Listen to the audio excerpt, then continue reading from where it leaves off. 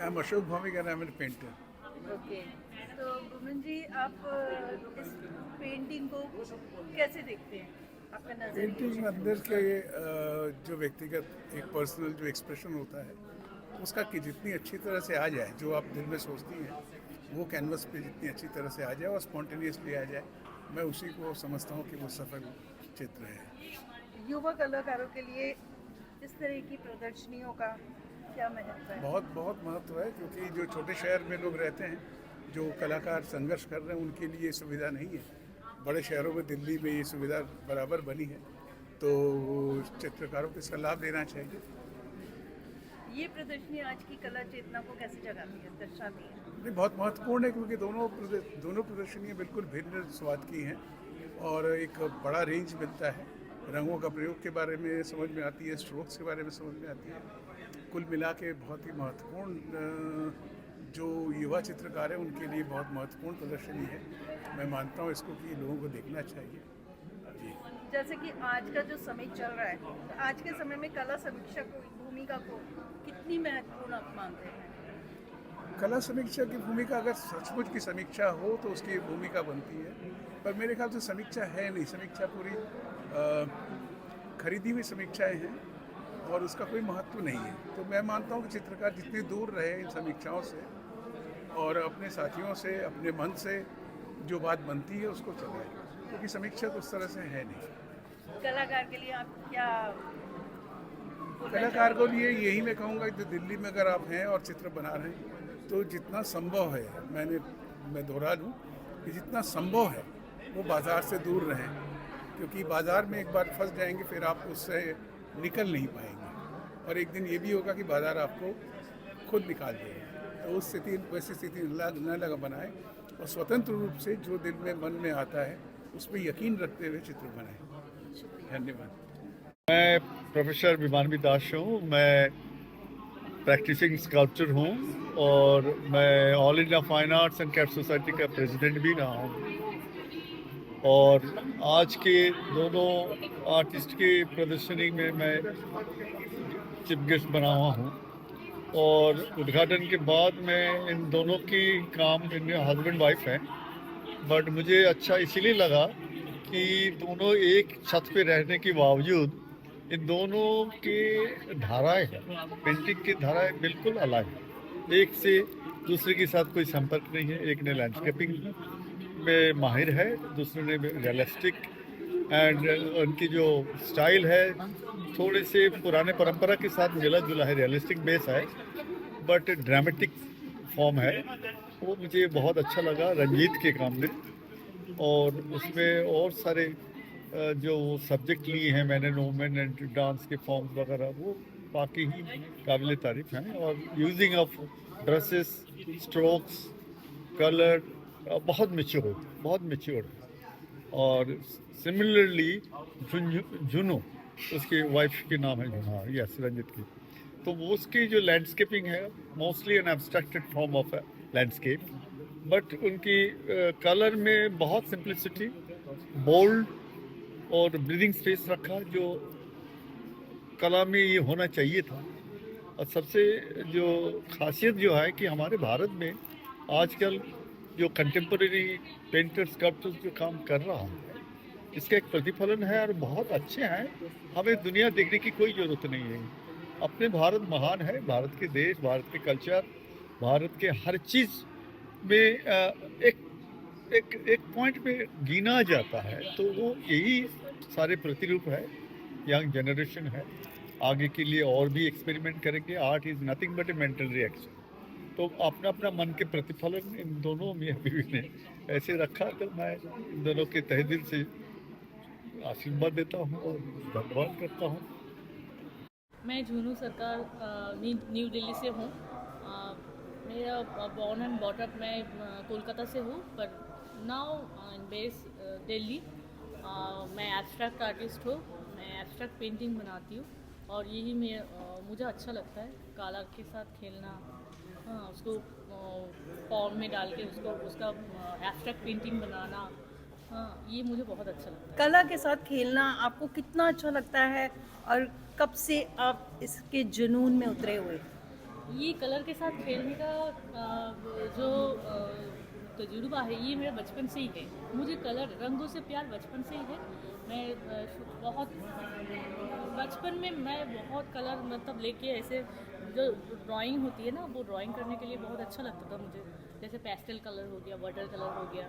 हाँ, मैं सीखती थी कभी छोटी सी जब बचपन में मैं सीखती थी। फिर उसको मैंने धीरे धीरे अब कैनवस में चालू किया और बीच में मैं स्टिच भी करती थी, स्टिचिंग विथ कलर। मतलब कैनवस में मैं कुछ पेंटिंग बनाती थी, उसके ऊपर स्टिचिंग करती थी मैं। वो भी अभी उसका मैंने शो नहीं किया, कुछ नहीं किया। वो बहुत सारे पीसेस है मेरे पास। और फिर मैंने चालू कर दिया पूरा कैनवस में एब्स्ट्रैक्ट पेंटिंग। आपके गुरु कौन रहे आप? मेरा गुरु वैसे ये गुरु तो बहुत सारे हैं। जैसे कोलकाता में मैं जहाँ से सीखती थी वो प्रिंसिपल सिखाते थे, वो बहुत अच्छे थे। और फिर धीरे धीरे मेरा शादी हो गई, बहुत अर्ली एज में शादी हो गई थी। फिर हस्बैंड जो है, हस्बैंड भी पेंटिंग करते हैं, वो तो प्रोफेशनली आर्टिस्ट है। तो उनको देख देख के उनसे थोड़ा पूछ के ऐसे मैं करने लग गई। अभी तक आपने कितनी पेंटिंग्स की एग्जीबिशन में? अभी ये मेरा सेकंड सोलो शो है।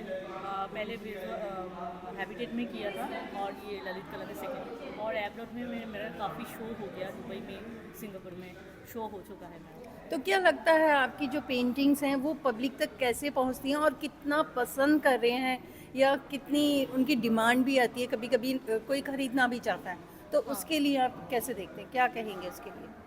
उसके लिए ऑब्वियसली मुझे बहुत अच्छा लगता है कि मैं जो मन से बनाती हूँ वो लोग अप्रिशिएट कर रहे हैं, ये मुझे बहुत अच्छा लगता है। बहुत खुशी मिलती है कि मैं जो एक आर्ट पीस बना रही हूँ उसको लोग अप्रिशिएट कर रहे हैं, मतलब घर में लगाना चाहती है। तो यही तो डेस्टिनी है। मतलब ये मैं तभी सक्सेसफुल महसूस करते हैं आर्टिस्ट जब एक पेंटिंग किसी के घर में वॉल में हैंग हो। तो इससे बड़ा खुशी की बात और कुछ नहीं हो सकती। तो आगे के युवा कलाकार जो और इस पेंटिंग के आपको देखकर उत्साहित होते हैं, या और भी छोटे मोटे कलाकार भी हैं जो यहाँ तक नहीं पहुँच पाते, उनके लिए आप क्या मैसेज देंगे? उनके लिए यही मैसेज देना कि प्रैक्टिस करते रहो और जो मन से आए वो करो। कुछ भी मतलब आप ड्रॉ करो, पर उसको देखो, महसूस करो। आप फिर उसको कैनवस में करो और फिर जहाँ जहाँ पे शो होता है आप लोग प्रदर्शनी करते रहो, फिर आगे बढ़ते रहोगे आप लोग ऐसे। शुक्रिया। Thank you. Hi, this is Ranjit Sarkar from Delhi. Since more than 2 decades, I'm working as an artist. Basically, I belongs from Kolkata, and everybody know Kolkata is a joyful city, and mostly Kolkata has lot of creativity, lot of charming विद्यालय। And basically वहाँ से कुछ मुझे प्रेरणा मिली। तो colour के साथ जो खेलना, अगर कोई मुझे कोई चीज़ दे उससे पहले कलर आ जाता था आँखों में, तो उसी कलर को मैं विजुअली ऐसे दर्शाता हूँ। ये शुरुआत का एक मेरा प्रोसेस चालू हुआ था अंदर ही अंदर। तो आपने किस कलर्स का और किस सामग्री का अपने पेंटिंग्स में यूज़ किया? मैं काफ़ी पहले मैं ऑयल कलर में काम करता था। ऑयल कलर ही मेरा मीडियम था। तो अभी जो दिल्ली में आया मैं, मेरा इतना फर्स्ट काम होता है, तो ऑयल में इतना फर्स्ट काम नहीं होता। तो एक्रिलिक में अभी मेरा मेन मीडियम एक्रिलिक आ गया। तो एक्रिलिक में काम करते करते थोड़ा सुविधा मिलता है, जगह मतलब बहुत फर्स्ट ये होता है, मतलब सूख जाता है, डाई होता है। तो इसलिए एक्रिलिक को मैं मेन बेस में एक कलाकार के रूप में आपकी जो ये रचनात्मक यात्रा है वो कब और कैसे शुरू हुई थी? नहीं, देखिए कलाकार बेसिकली मुझे लगता मैं अभी भी कलाकार का कौन नहीं हूँ, बट मैं ऐसे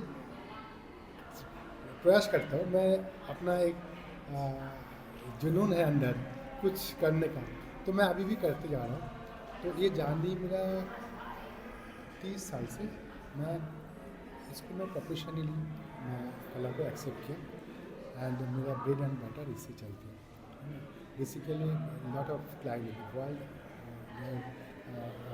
they are purchase many more. So that's why. Future planning क्या है आपकी?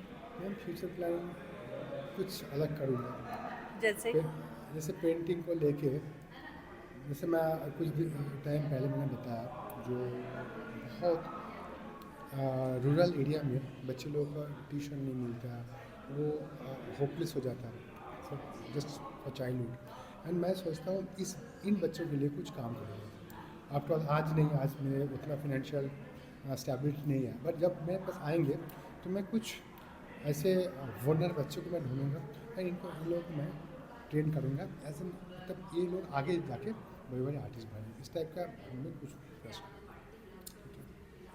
Thank you